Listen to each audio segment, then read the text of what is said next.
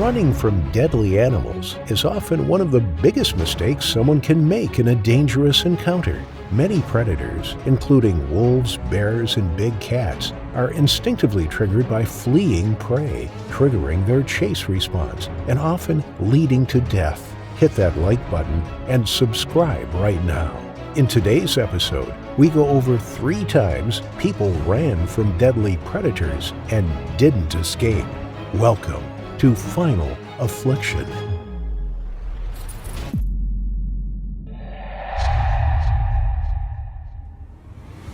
Chris was an experienced outdoorsman and an expert trapper. He regularly trapped in Alaska and was knowledgeable in outdoor survival and weaponry. He enjoyed the solitude that the outdoors gave him, the adventure of living off the land amongst nature in the great outdoors. In February 1939, he set out to Prince of Wales Island. The island covers an area of about 2,500 square miles. Today, it is popular with the tourism industry for the excellent hiking trails, camping, and fishing that it offers. Chris followed the Thorn River upstream to his favorite trapping spots. He took with him enough provisions to last him a couple of months in the wilderness. He had recently bought a top-of-the-line Smith & Wesson .357 Magnum revolver. This would likely have cost him the equivalent of $1,500 in today's money. They were relatively new at the time, perhaps only 5,000 manufactured by then. But Chris knew his guns, and he knew the importance of carrying such a firearm in the outdoors. He trudged through the snow alongside the river. After 10 miles, he finally made it to the cabin. This would be his home for the next couple of months. He unpacked his belongings and set about making a fire. The little cabin warmed up quickly, and Chris settled into life in the wilderness. Over the next few weeks, he continued his daily ritual of checking the previous day's traps and setting new ones. Venturing out from his cabin each day, he knew the area well. He enjoyed the excitement of trapping the animals and then taking them back to the cabin to be skinned and butchered. He had a fine collection and wasted nothing of each animal. On March 2nd, Chris left his cabin never to return. He packed for the day. He loaded his pistol into his holster, and his knife was secured onto his belt. The snow was beginning to melt, and the forest foliage was beginning to burst into life as spring was just around the corner. The following is based on circumstantial evidence presented by investigators at the time. It is one of a few explanations into the disappearance of Chris, and the dramatization of the story has been provided based on similar incidents and what is known of animal attacks. Chris had walked a few miles from his cabin. He had been checking his traps, which he had set along the Thorn River. His little rowboat was tied up in the river. He couldn't use it yet as the lake was still frozen over, but it would come in handy as the weather warmed up in the coming weeks. Then he would be able to fish in the middle of the lake and travel more easily to the far side. As he neared the lake, he heard a noise. He stood still and pricked his ears, listening hard. He had heard the snap of a twig. He knew there was something nearby. He unclipped his revolver from his holster and loaded it. But as he did so, he noticed the mainspring was broken. He unloaded the gun, placing the bullets into his pocket, and checked it over again. As he did so, he heard another sound. He looked up. He saw the imposing outline of a wolf 100 yards away. It stood, half concealed by a tree, its eyes locked onto Chris. It had been watching him. The tip of its nose twitched. Chris slowly backed up. His revolver was useless now. He placed it back into his holster, never taking his eyes off the wolf. He was in an area of smaller trees. They were thin and spindly. He knew he couldn't climb one if the wolf advanced, but there were larger trees on the other side of the lake that he could. He had seen wolves before. In the past, they had been shy and timid. He usually caught a glimpse of one as it ran away, spooked by his presence. But this time, it was different. This time, the wolf was bold. It was brazened. It was hunting him. Then, to his horror, he noticed another wolf amongst the trees to his right, and another to his left. He was surrounded. They began advancing towards him. He stepped backwards onto the frozen lake. The snow crunched under his feet. He pulled out his knife from its leather sheath and held it in front of him. It was now his only form of defense. With his heart in his mouth, he slowly retreated backwards across the lake. As the wolf pack followed him and stepped out of the tree line, Christ decided to make a run for it. He was a fit young man, 40 years old and in good physical shape. He threw his backpack onto the ice and sprinted to the other side of the lake. As he took off, the wolves' instinct kicked in, and they immediately chased him.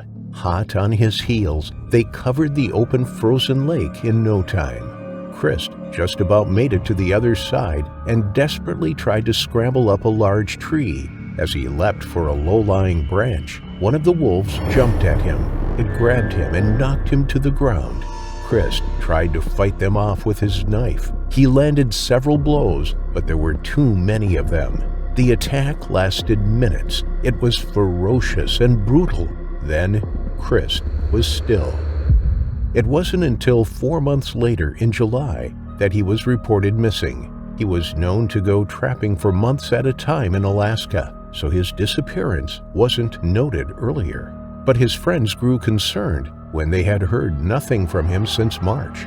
The United States Commissioner sent 2 men to search for Christ. They found his cabin and searched the area thoroughly.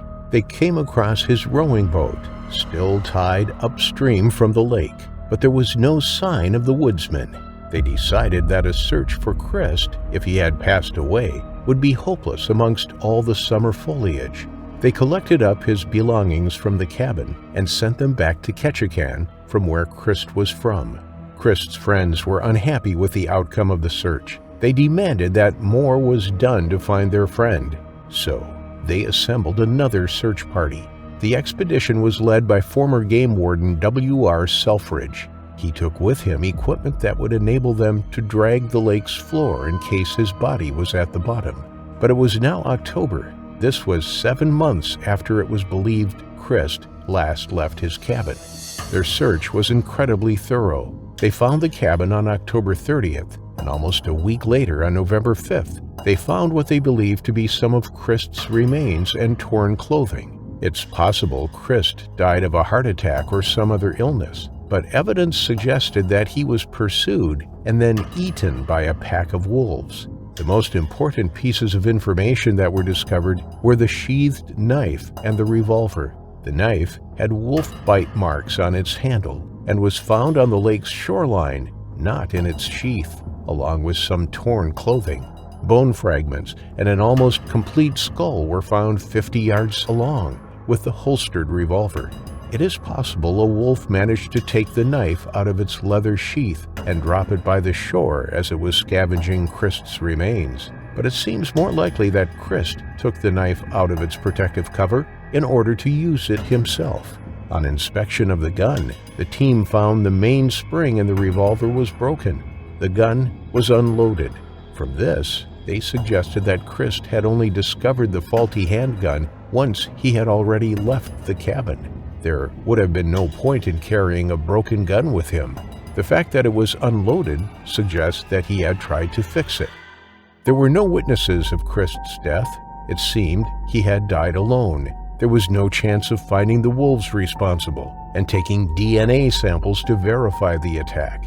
His case remains largely unsolved, but the suggestion of a wolf attack, given the evidence, seems a plausible explanation. At the time of the investigation, there had been no fatalities caused by wolves that had been recorded. What were thought to be Christ's remains were collected and buried in the Ketchikan Cemetery. There is no date of birth marked at the grave, nor a date of death. Those details will remain unknown, as well as the explanation for his untimely, final affliction. It was July 6th, 2011. Husband and wife Brian and Marilyn Matayoshi were out for a leisurely stroll in Yellowstone National Park. They were following the Wapiti Lake trailhead through the east side of the park in Wyoming. It was a beautiful day. The couple had with them their cameras and binoculars. Marilyn carried a small backpack with some water and an extra sweater. The couple paused to admire the scenery, looking up into the trees for some of Yellowstone's rare birds such as the osprey, peregrine falcon, and bald eagle. Walking amongst the tranquility of nature was cathartic. Barely uttering a word to each other as they walked happily in the summer sunshine, they passed another walker about an hour and a half into their walk. He warned them of a brown bear with 2 cubs just 500 yards up the track. Brian and Marilyn thanked the hiker for this information and continued along the path. They were eager to photograph one of nature's giants. Peering beyond the trees, they spotted the beautiful sight: a sow and her cubs ambling gently through a lush green meadow. Brian and Marilyn clutched their cameras, lifting them to take photo after photo. It was incredible to see the 2 cubs frolicking amongst the long grasses while their mother lumbered along, apparently without a care in the world. When Brian and Marilyn had taken a significant number of photos, they decided to continue on their way. A little further along the path, the pair were bothered by an increasing number of mosquitoes. The air was muggy and they spent all the time swatting the mosquitoes away from their faces, itching and scratching their scalps and bare arms. They decided to turn back. They had walked quite far enough and had been rewarded with magnificent views and a variety of wildlife, least of all the female bear and her cubs. As they walked back past the meadow, they saw the bears once more. This time, however, they were much closer to the path. Brian and Marilyn had felt quite safe photographing them from a significant distance before, but now the couple froze on the spot as they spotted the large grizzly less than 100 yards away. She looked up at the pair and began trotting towards them. Terror gripped Brian and Marilyn. Adrenaline coursed through them as they had to make a split-second decision. Sign after sign along the path had warned of the dangers of the bears. All the advice strongly recommended standing still, standing your ground, making no sudden movements or loud noises if a bear approaches, and if it does attack, lie face down on the ground, placing your hands behind your neck and head for protection. But when you have 150 kilograms, that's 330 pounds of apex predator running at you, resisting the urge to run can be tricky. As the bear came at them, Brian and Marilyn struggled to fight that urge. It was an overwhelming feeling, instinct, one that cost 58-year-old Brian his life. In the seconds that the bear advanced toward them, Brian shouted, "Run!" And the 2 of them ran as fast as they could. They sprinted back along the path the way they had just come. They both continued yelling and screaming and hoped that somebody may come to their aid. No one came. Marilyn thought they were going to make it. For a few seconds, she believed the rapid retreat was working. They were outrunning the bear. Maybe it had given up. Maybe it had decided the 2 intruders weren't worth it. But when she glanced over her shoulder, she found out she was wrong. They managed to run almost 200 yards before the bear caught up with them. Realizing the bear was going to attack, Marilyn jumped off the path and hid behind a fallen tree. She looked up just in time to see the bear hit her husband with one of its powerful paws. Brian went crashing to the ground. He gave out a loud yell. The slash from the bear's paw had hit him hard on the head. Dizzied and dazed, he lay motionless on the ground momentarily. The bear cubs had followed their mother in the pursuit and now stood there growling. Then the mother bear lunged at Brian, biting his leg just above the knee. The piercing pain sent shockwaves through Brian's body. He screamed out. The bear's teeth had cut deep into his thigh, slicing through muscle and severing his femoral artery. Frozen in terror, Marilyn witnessed the horrific attack from only yards away. Then, to her utter horror, the bear walked over to her. No fallen tree was going to protect her from this defensive mother. Unable to run away, Marilyn instead lay face down in the dirt. She lay as still as she could, but she felt her legs trembling with fear. She felt the heavy pounding of her heart within her chest. She could hear its loud thumping in her ears. She squeezed her eyes shut, hoping and praying that the bear would leave her alone, but it didn't. It stepped over the fallen tree and lifted Marilyn up by her backpack. She gasped, hardly daring to utter a sound. For a few terrifying seconds, Marilyn believed that this was the end. She thought she would never see her family again, that this was how she would be remembered. A single tear fell from her cheek, and the bear dropped her. Laying still for a few agonizing minutes, Marilyn dared not move. She desperately wanted to reach Brian, but she couldn't see where the bear was. Only when she could hear nothing at all did she slowly move her head, straining her neck to look along the path in both directions. She felt sure the bear and her cubs had left. Quickly, she stood up and ran over to Brian. He was lying still on the path. Calling his name and slapping his cheeks gently, Marilyn tried desperately to bring him around. She grabbed her jacket from her pack and wrapped it tightly around Brian's leg.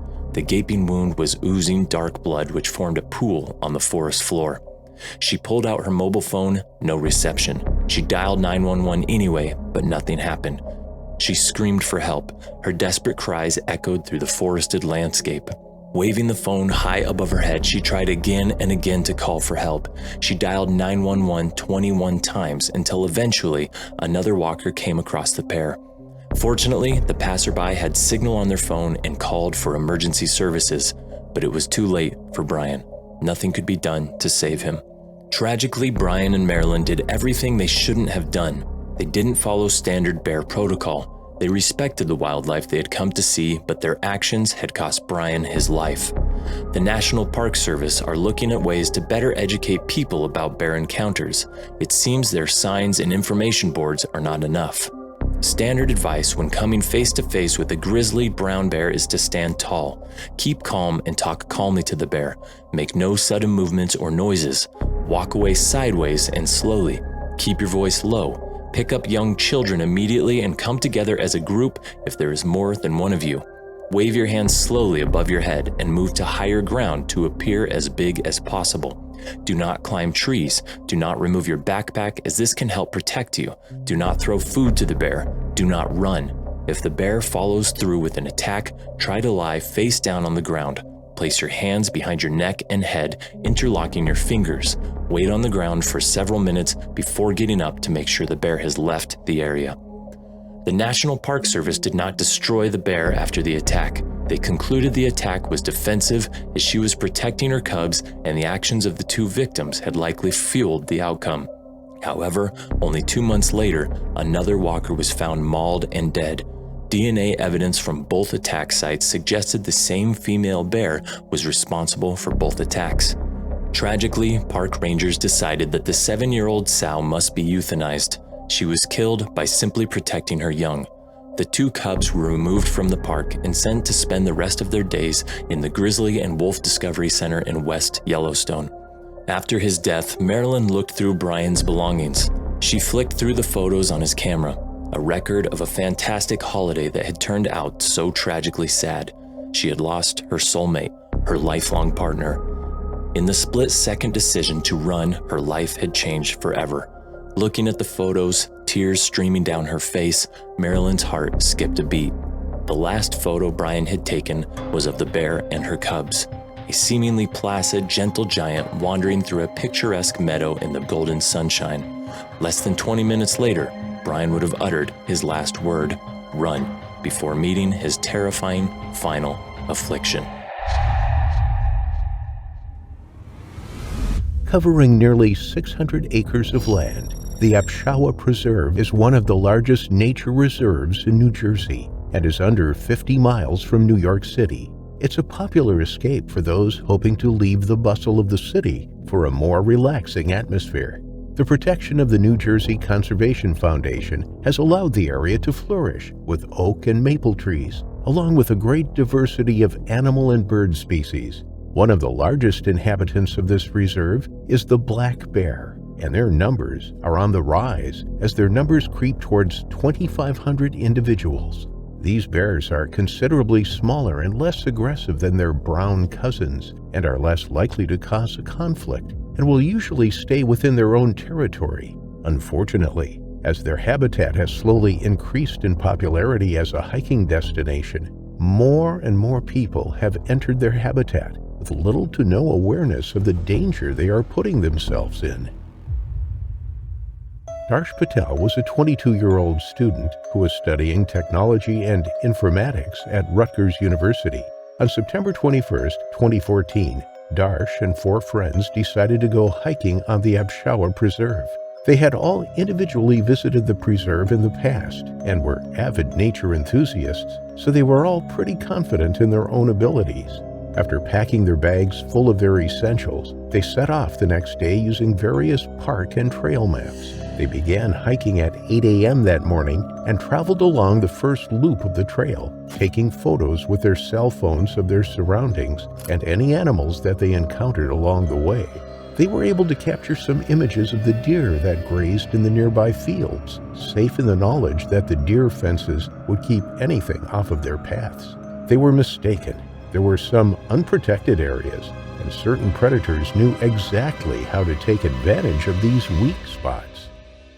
As the group was finishing the first loop, one of the boys suddenly shouted out that he could see a large black bear creeping the ledge in the distance. Excitedly, they all turned to the ledge that he was pointing at, but they couldn't see anything, as the bear had already run off. Someone suggested that they should go back to the ledge to try and get a closer look at the animal, but the others decided that it wouldn't be smart to risk getting close to a bear that they could no longer see. It could be anywhere, after all. Instead, they continued to hike further down the trail, keeping an eye out for another possible bear sighting and hoping that this time they'd be able to capture the animal within their camera lens. As the track became a little more unkept, the group were forced to enter the unfenced areas of the park.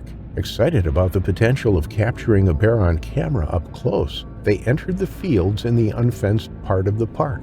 They were taken aback by how stunning the sights were, marveling at the beauty of the Butler Reservoir and the rolling green landscape around them. After walking for 7 hours, they decided to take a short break. They reassessed their plan and decided to continue to the connector loop, which was mostly unfenced. They climbed up a ledge to eat their snacks of granola bars while they rested for about half an hour before continuing their hike. Suddenly, Darsh spotted the black bear that his friend had seen earlier, only this time it was much closer and staring straight at him. Darsh froze and stared back at the 300-pound bear as it looked him up and down. Excitedly, he began to slowly raise his camera to capture the image of the animal only 100 yards away. Instead of being worried he'd be attacked, he was instead concerned about missing out on a photo. He was convinced that the animal would be scared of him, giving him the advantage. Darsh's friends spotted the bear as well, but they started to realize that the bear was slowly creeping towards them, seemingly beginning its hunt. The boys became worried and wanted to leave, knowing that they wouldn't stand a chance. But Darsh remained in front of the bear, taking more and more pictures. His friends began to warn him that the bear was now stalking him, but he was too engrossed in his photography to notice or care. Suddenly, the bear began to pick up speed and quickly closed the 100-yard gap between itself and the boy, growling as it ran. All the boys ran away at the sight of this massive animal running at them, all except Darsh. He continued taking pictures, photographing the bear as it got closer and closer to him, and his friends screamed at him to leave and run with them. He was too engrossed in his photos to fully understand what was happening, until it was all too late. He finally realized that the bear was only 15 yards away and panicked. He turned on his heel and tried to run away at the last minute, but the bear was still behind him, running faster and faster. The boys separated and ran down different paths, hoping to confuse the bear so that it would stop pursuing them. It worked for a second, and the bear stopped in its tracks, wondering who to follow. But its eyes quickly caught sight of Darsh again, who was the farthest behind the group. Darsh had gained some significant distance from the bear while it stopped running, when suddenly the worst happened. He tripped on a rock and twisted his ankle while looking over his shoulder at the bear. He screamed in fear as he watched the bear continue its charge at him, knowing he had no chance of escape this time. The bear immediately closed the gap and pounced on Darsh, tearing into his body with his huge jaws. It bit down hard on his body, ripping skin and muscle from his face, torso, and arms. It grabbed him by the legs and began to drag him across the floor as blood began to saturate the dirt beneath him. The animal ferociously chewed into his body, leaving numerous cuts and bites all over him, trying to pull his limbs out of his body. He screamed in agony and called for his friends, but there was nothing they could do. They hadn't brought any bear spray, and playing dead was no longer an option, as he was soon to be dead anyways. He tried to push the bear off of him, but he stood no chance. The bear was too strong. Covered in dirt and his own blood, Darsh Patel died alone in the woods. The rest of the group were still running, scared out of their minds as they'd heard the anguished screams of their friend behind them. They were fairly certain that the bear had killed Darsh, but they didn't know if the bear would still continue after them once it was done. Once they had gotten far enough away and couldn't hear the crunching of an approaching bear, they phoned for the police to report Darsh as missing. 911, where's your emergency? Hey, hello. I'm on Macoupin Road. It's 81 Macoupin Road. I believe I'm in West Milford or somewhere around there. We were hiking and we saw a bear, and we all started running, and it started chasing us. 2 of us are okay, 1 other person answered, but 2 were really close, and I'm scared out of my mind for them. I want to go back, but I'm hurt, and I don't know what to do. You're hurt, you said? Like, not badly. I just scraped my leg. It's nothing major, but I'm more worried about them. Can anyone get here anytime really soon, please? Are you on a trail?